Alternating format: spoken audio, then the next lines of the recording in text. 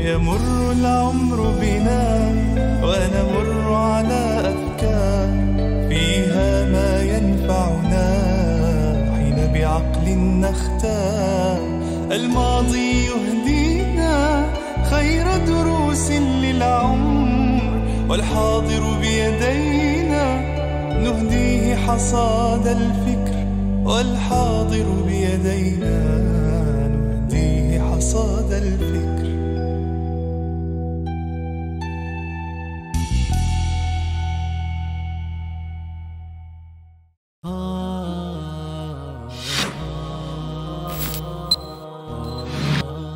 Meşhur davetçi Doktor Tarık Süveydan'ın Tefekkür Cevherleri namlı programmasını huzurunuzda sunumuz.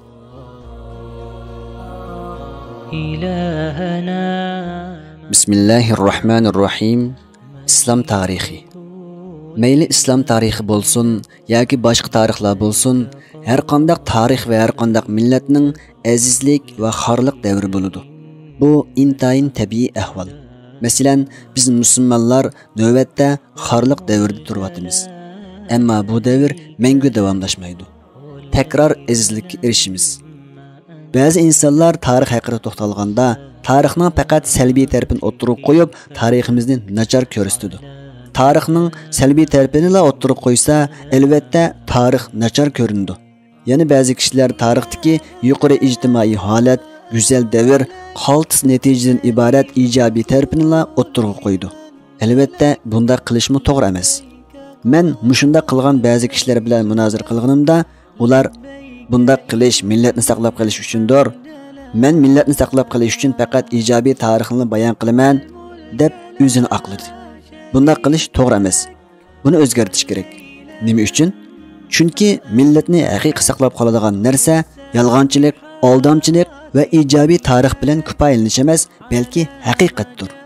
Biz tariximizdagi haqiqatni o'ttirib qo'ymay, faqat bir taraflimlik bilan ijobiy tarafni-la va yoki salbiy tarafini-la o'ttirib qo'yganda qanday ish yuz berdi?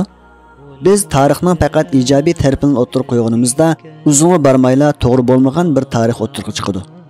Natijada bu tarixni o'qiganlar, bo'libmi yoshlar o'tmishdagi kishilarni nihoyat ulug', saviyasi yuqori, doim kechasi namoz, kunduzi ro'za tutadigan taqvodor, xatolik sodir qilmaydigan katta olim insonlar ekan deb o'ylab qoladi.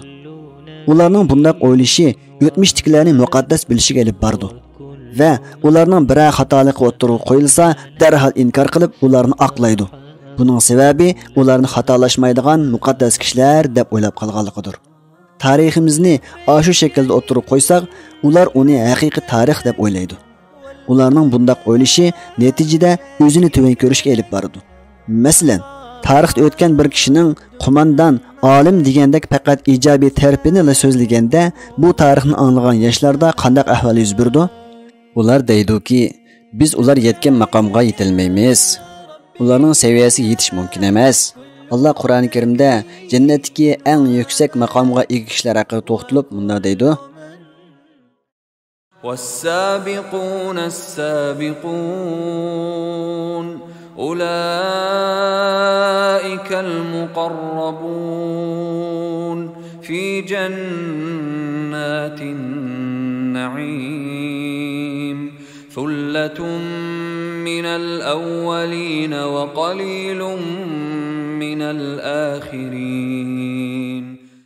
Üçüncü firqa yaxshi ishlarni eng oldida qiluvchilar bo'lib, ular jannatga eng oldida kirguvchilardir. Ular noz-ne'matlik jannatlarda Allohga yaqin bo'lguvchilardir.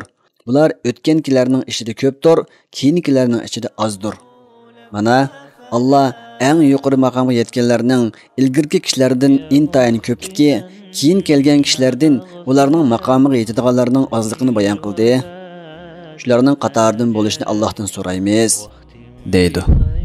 Biz tarixni to'g'ri bayon qilmaganda kishilarda mushundaq tashvish paydo bo'lib, biz ularning darajasiga yetolmaymiz, chunki ular bizdan ilgari o'tgan muqaddas insonlar deb o'ylab qoladi. Amaliyotda ular rostilla gunoh va xatolikdan xoli muqaddas insonlarmi? Bunday o'ylash to'g'ri emas. Tariximizning faqat ijobiy tarafini tilga olganimizda yana qanday ishlar yuz berdi? Bunday bo'lganda navbatda ba'zi kishilar biz musulmonlar eng orqada qolgan arzimas inson ekanmiz deb o'ylab qoladi. Bundaq o'ylashmi to'g'ri emas.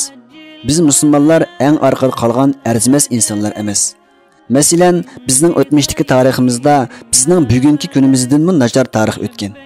Mo'ng'ullar Abbosiylar davlatiga hujum qilib Bag'dodni ishg'ol qilganda, shu vaqtdagi vaziyat bizning bugungi kundagi vaziyatimizdan og'ir edi.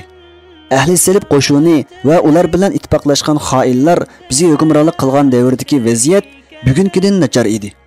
Andalus bugungi arab davlatiga o'xshash 22 davlatga taqsim qilinganda vaziyat texmo nachar edi. Bugun zo'r ko'lamdagi arablar 22 davlatga ayrilgan bo'lsa, burun yolg'iz Andaluslar 22 davlatga bo'lingan. Demak, ularning vaziyati bizning vaziyatimizdan nachar. Tariximizning faqat ijobiy tarafini tilga olganimizda xatoliklardan dars ololmaymiz.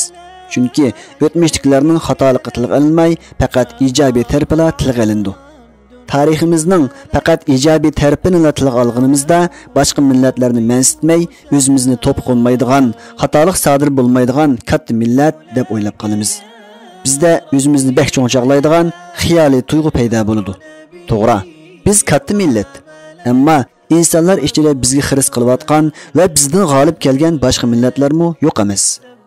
Tariximizning faqat ijobiy tarafini o'tirib qo'yish to'g'ri bo'lmagandek, faqat salbiy tarafini bayon qilishmi to'g'ri emas.